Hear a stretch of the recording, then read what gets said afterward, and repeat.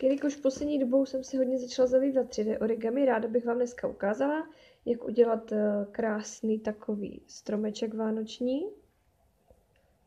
a za použitím co nejméně dílků. Na takhle malý stromeček bude stačit 110 dílků a na 4patrový, když ho takhle poskládám teď dohromady, na ten je potřeba dílků 190. Já dělám dílky, za čtverky udělám 16, takže velký vypadá takhle. Kdo nevíte, jak se skládají dílky, tak napište, já vám pošlu video, jak se skládají. A začneme teda vrchním patrem, tady tímto malým. Takže si poskládáme 5 dílků dokola ve 2 řadách.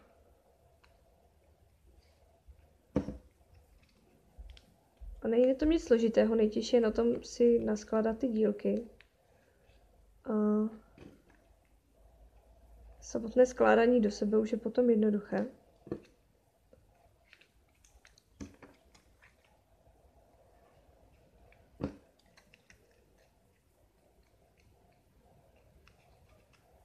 Tak, máme jich 5, rozevřeme.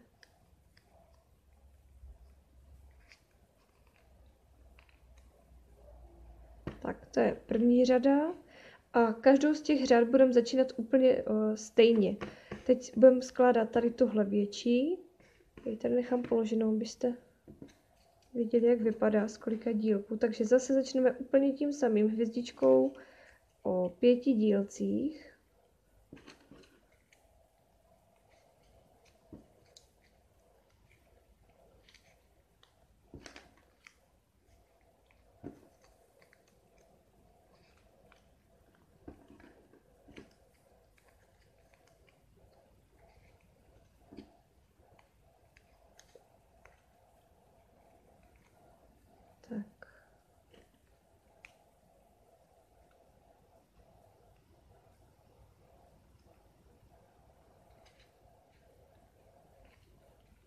Takže zase máme ten stejný základ a na to teď budeme na každý ten dílek, takhle jeden, dáme 2 dílky, takže dáme jeden takto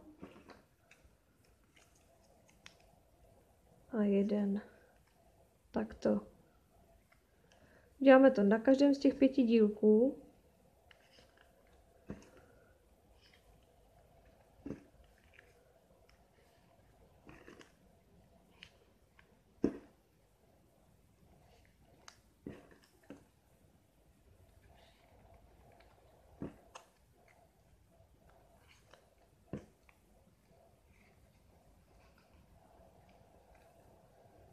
Tak, to bychom měli.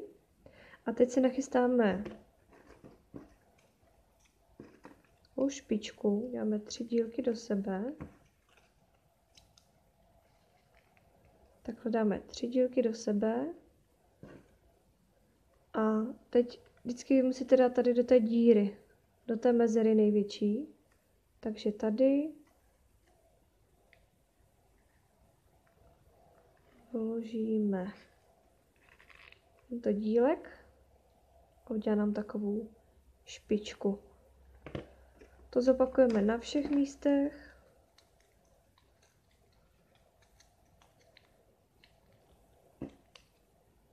Vždycky je těch špiček 5 na každém patru toho stromečku, takže tady je zase díra největší. Dáme další špičku.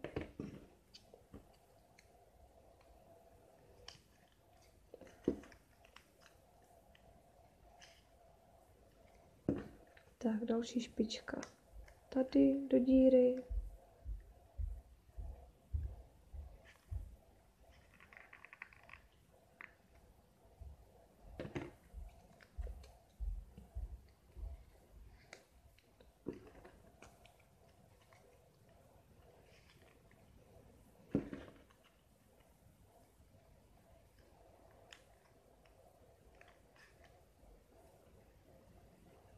A to tam nasadíme.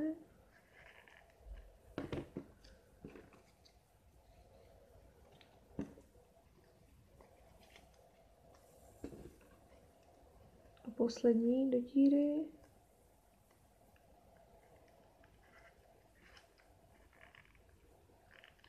Tak, máme druhé patro hotové. Třetí patro začínáme zase naprosto stejně, takže si uděláme kolečko z 5 dílků ve 2 řadách.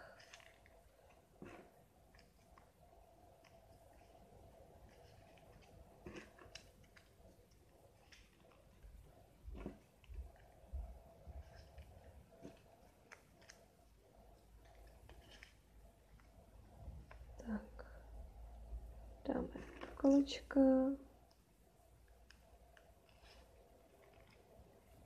Zase si na ty dílky, na každý z těch dílků nasadíme 2 další.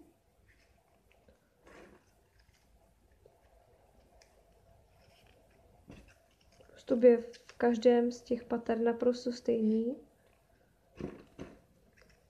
Takže je to velmi jednoduché, jak na to člověk přijde, tak už to potom jde lehce. Tak, tady.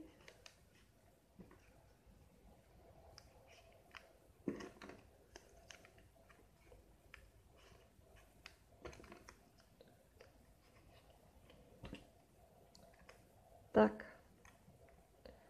Základy stejný. Teď si nebudeme dělat špičky o 3 dílcích, jako jsme dělali tady, ale ty špičky budou o 4 dílcích nahoru, to znamená 7 jich tam bude dohromady. Děláme si 4 takhle na sebe.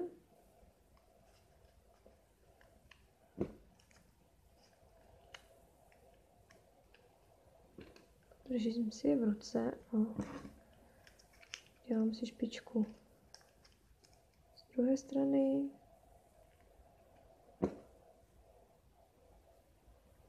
V 3 dílcích nasadíme pěkně na sebe. Máme špičku takhle ze 7 dílků a tu zase stejně nasadíme tady do té díry.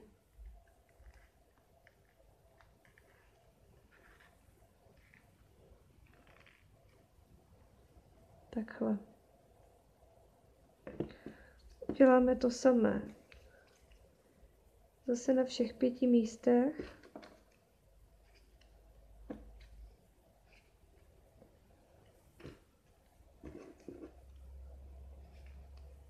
Tak, jsem si to udělala naopak, ale to ničemu nevadí. Špička o 7 dílcích. Můžeme dát na jiné místo, ať ji nemáme teď vedle sebe, ať se nám to nerozjede. Tak, máme 2.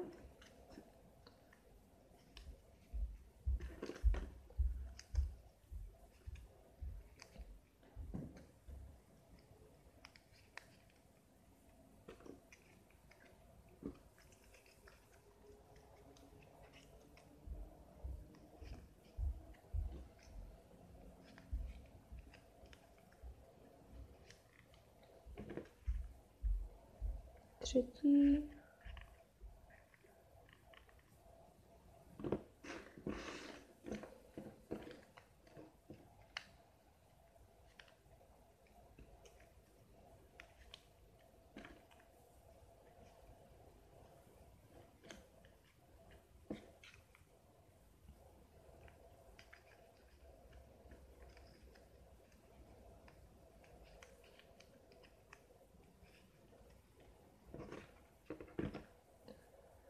Tak, díra je tady.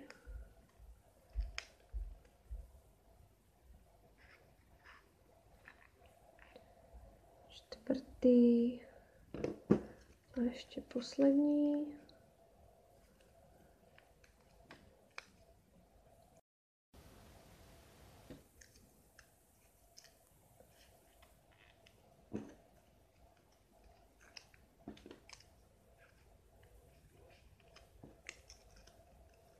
Tak.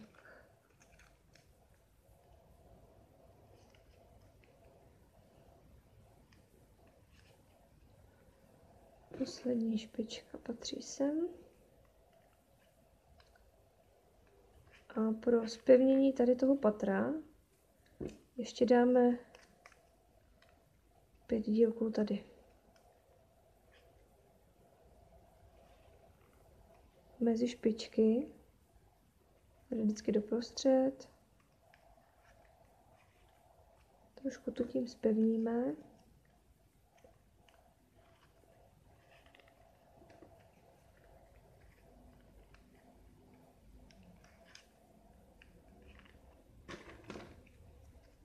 Poslední.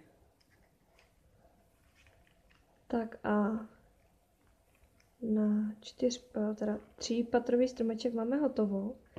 Máme jeden, druhý a třetí. Stromeček jednoduše přilepíme dovnitř špejli a tím ji spojíme. Zalomíme, přilepíme a máme krásný 3patrový stromeček. Tady máte ještě ty patra. Kdo by si chtěl udělat ještě 4. anebo další potom, dají se samozřejmě potom přidělat. Tady se dělá špička na tom 4. posledním spodním patře z 1, 2, 3, 4, 6, 7, 8, 9, 10, 11, nemám to dobře rozpočtené, z 11. 5 na každé straně a špička. Samozřejmě pak se to zase zakotví tady těma mezi. Můžete z toho mít 4patrový stromeček.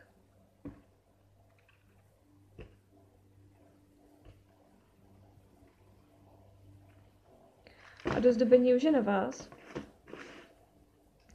Já jsem použila normální stříbrný dekorační sprej a tady ty drobnosti, které jsou nahoře, jsou z Kiku. Mám tady ještě různobarevné třpytky. Mám tady různé takové diamanty stříbrné, modré, tady jsou ty kolíčky místo špičky. Samozřejmě můžete použít dle svého vlastního uvážení naprosto cokoliv, co máte k dispozici.